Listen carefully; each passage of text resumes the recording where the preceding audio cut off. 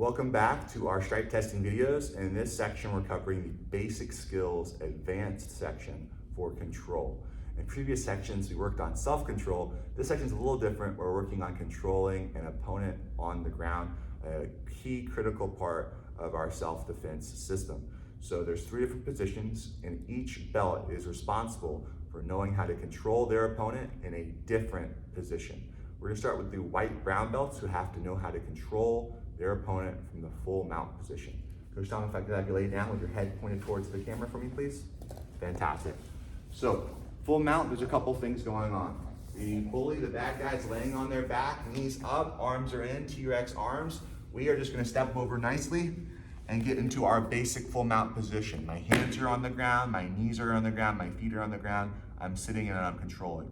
Now, once I'm here, there's 3 things to know.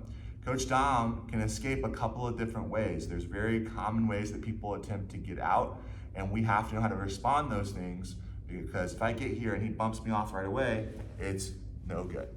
First thing he might try to do, he might try to grab my gi or hug me and roll me left or roll me right.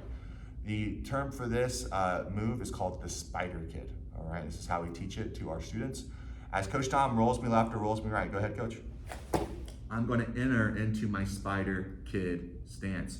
So if Coach Dom's rolling me in this direction, that hand's going to post out far to stop my momentum that way, and my other hand is going underneath the head. The reason we call it spider kid is I'm going to stay stuck to the mat as closely as possible, just like Spider-Man as he climbs up the buildings with his, his sticky hands. I'm going to have my hand stuck to the ground so that I stay based and focused.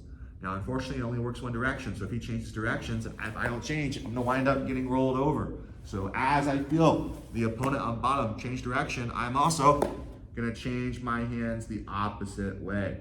So first thing to know is spider kid.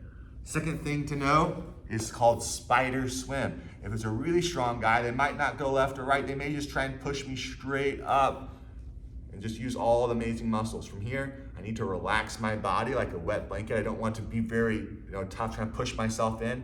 I'm making my back more rigid here, and it's actually easier for Coach Dom to support me. So I'm just gonna relax, nice and easy. One arm at a time. One arm goes in, comes through, all the way back to the ground, and then the other arm comes through all the way back to the ground.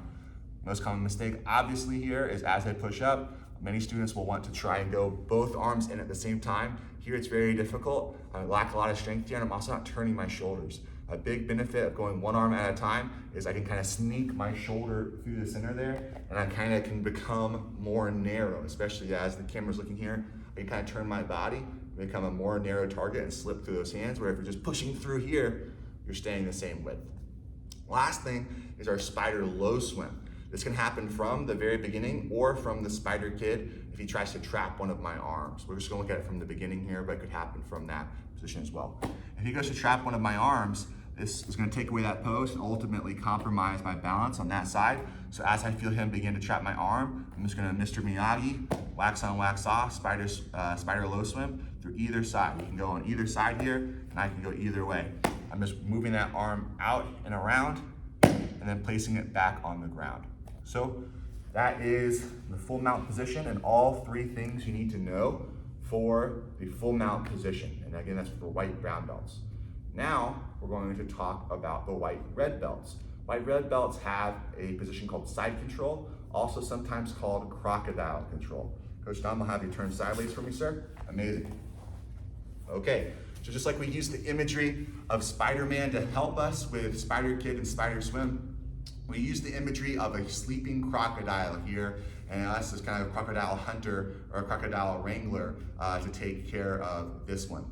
Super simple. So if I have a sleeping crocodile, I don't want to wake him up because crocodiles are scary, right? I want to give him what he needs to stay asleep and have a very nice nap. So the side that's next to his head, that arm is going to go underneath his head. I'm going to give him the pillow, all right? My other arm is gonna go underneath his arm on the far side away from me. We often call this the teddy bear. And I'm locking my hands together. My chest is gonna sink down on his chest and become the blanket. So my arms are the pillow, the teddy bear, my chest is the blanket, and I'm keeping him down, all right? Now, Once I'm down, there is always a chance that maybe the sleeping crocodile wakes up. And for those of you who don't know about crocodiles and alligators, when they grab their prey, they get them in their jaws and they take them under the water and they try and spin. They have the crocodile roll under the water. And if you get into the crocodile roll, you're done for. So when I feel that crocodile on bottom attempt to roll either away from me or towards me, I have to adjust. So if Coach Dom rolls away towards the camera, I'm gonna let go of the teddy bear and post. Very similar to the spider kid we looked at a moment ago. If he rolls back towards my base, I'm gonna switch it. I'll give him the teddy bear back, but I'm gonna take my pillow and post it. And that's how we defend against the crocodile roll. The only other thing that students need to know from here is sometimes those pesky legs sneak in. If the leg closest to me begins to feel like it's sneaking underneath my hips, I may get trapped in the jaws of the crocodile. So go ahead and show them, Coach Dom, slip those legs under, boom, all the way, keep going through, all the way to guard, boom. And now I'm in the jaws of the crocodile and he's gonna eat me for dinner. No bueno.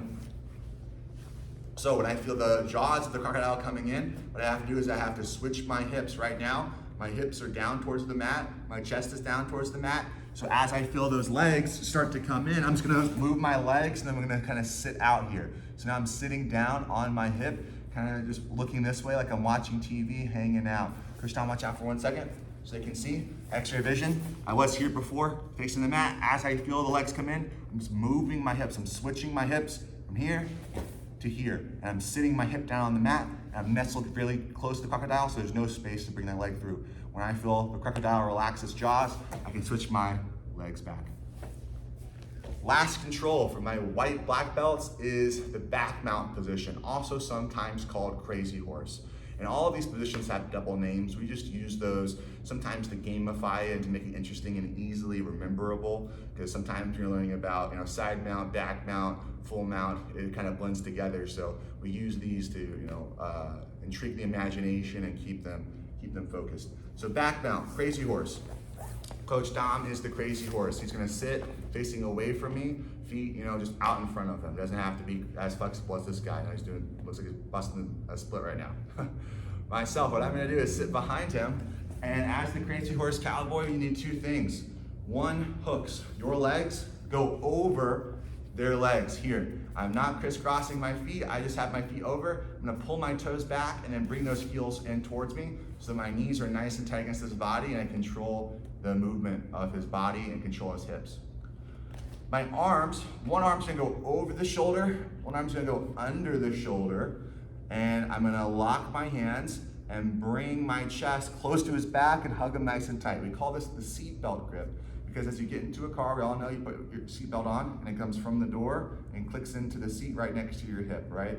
So with this, I have control on the lower body and his hips with my hooks. I have control over his arms and his upper body with my seatbelt grip.